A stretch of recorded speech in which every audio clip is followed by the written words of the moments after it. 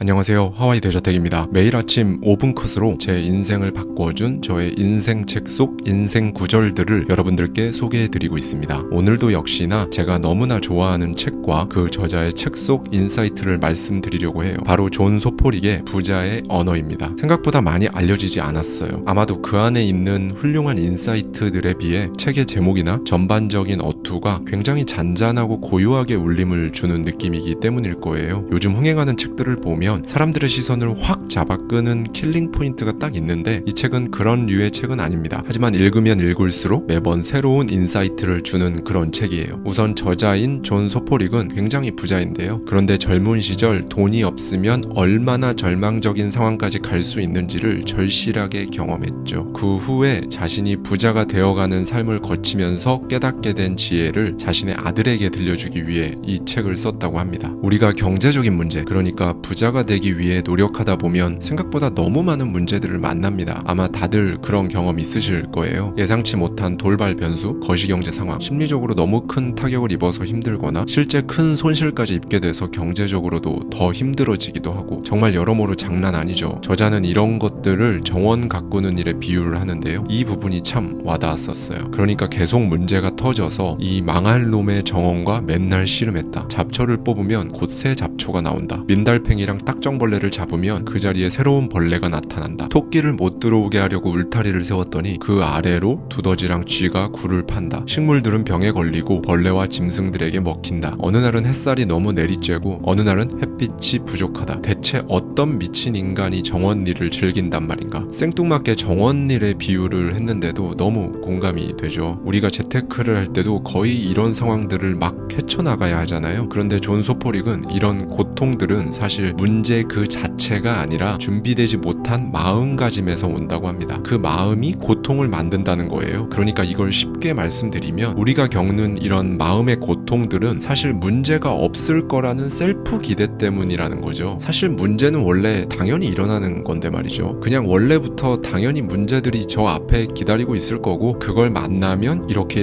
해봐야지, 그땐 저렇게 대처해 봐야겠다 라고 마음을 먹는다면 문제를 만나고 겪고 그 문제가 이제 해결되고 나서 끝나기까지 이 모든 과정이 완전히 다르게 느껴질 겁니다. 그리고 존 소포릭이 해준 말 중에서도 제가 가장 좋아하는 말 중에 하나인데요. 쉬운 삶을 기원하지 마라. 강한 사람이 되길 기원하라. 자신의 힘으로 감당 가능한 일만 기원하지 마라. 이를 감당할 힘을 기원하라. 짐이 가볍기를 기원하지 마라. 등이 더 튼튼해지길 기원하라 라는 말을 해줍니다. 보통 우리는 이번 주도 문제 없이 잘 지나갔으면 좋겠다 라고 기대하잖아요. 그런데 그게 아니라 이번 주에 어떤 문제가 와도 내가 잘 해결할 거야 라는 마인드를 가지라는 겁니다. 전 처음에 이 부분을 읽고 정말 상위 1%의 뇌구조 마인드는 비범하구나 라고 생각했었는데요. 그 후에 저는 이 마인드를 저에게 맞게 커스터마이징해서 장착했고요. 정말 매 순간순간마다 큰 도움이 된다는 걸 많이 느낍니다. 우리가 한 번도 갖지 못한 걸 가지려면 한 번도 해본 적이 없는 일을 해야 하거든요. 한 번도 해본 적 없는 일을 한다는 거, 그게 바로 도전이에요. 안 해본 걸 해야 하는 거니까요. 그런데 이 도전을 문제를 해치우는 것이라는 것과 동의어라고 한번 생각해보세요. 도전이라는 말 대신 문제를 해치우는 걸 해보자 라고 말이죠. 전 그렇게 하거든요. 슈퍼마리오 게임 다들 한 번쯤 해보셨을 텐데요. 시작하기 전에 악당들, 그러니까 거북이랑 각종 함정들이 막 하나도 없었으면 좋겠다 라고 생각 안 하잖아요. 그쵸? 그런 악당들은 당연히 원래 거기 있는 거고 그러니까 당연히 나오는 거고 내가 그걸 잘 해치우면 된다 라고 생각하는데 현실에서 우리는 마치 악당도 없고 함정도 없었으면 좋겠다 라고 생각한다는 거죠. 이 마인드의 차이가 정말 전부입니다. 그리고 존 소포릭은 여러분이 그렇게 문제를 만나고 어려움을 겪는 건 좋은 목표를 가졌기 때문에 당연한 거라고 합니다. 여기서 말하는 좋은 목표는 바로 비현실적인 목표예요. 현실적인 목표는 그냥 죽을 때까지 별다른 일이 일어나지도 않는 평범한 삶을 위한 거고, 부는 이런 높은 목표를 달성할 수 있다고 스스로 믿는 사람들의 것이라고 합니다. 현실적이라는 건 목표를 셀프로 제한하고 그냥 보통 정도 되는 노력을 정당화하기에 아주 좋은 핑계로 사용된다는 거죠. 그러니까 비현실적이라는 건 그저 지나가는 누군가의 의견 중 하나일 뿐이니까 어떻게 해야 되는지 지금 잘 모르겠다는 이유로 여러분의 꿈을 절대로 축소하지 말라고 합니다. 마지막으로 저자는 이런 말을 전합니다. 여러분이 지금 불만족스러운 건 좋은 일이라고요. 그게 여러분을 각성시키는 연료가 될 거라고 합니다. 위대한 일을 하게 만드는 연료 말이죠. 여러분, 지금 여러분이 불만족스럽다는 건 좋은 겁니다. 지금 만족스럽다면 그 그 어떤 도전, 목표, 꿈, 시도 이런 거 사실 다 할 필요도 없고 의미도 없어지거든요. 지금 여러분은 어떠신가요? 어떤 문제를 만나서 힘드신가요? 아니면 목표는 높고 큰데 현실은 시궁창 같은 느낌이 들어서 불만족스러우신가요? 오늘 여러분께 공유한 이 내용들, 이 마인드를 미세하게 조정해 보는 건 어떨까요? 그 정도 작은 노력을 해서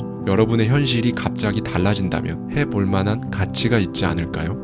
오늘 준비한 내용은 여기까지입니다. 구독과 알림 설정해 주시면 앞으로 올라올 내용들 놓치지 않고 시청하실 수 있을 거예요. 감사합니다. 지금까지 하와이 대저택이었습니다.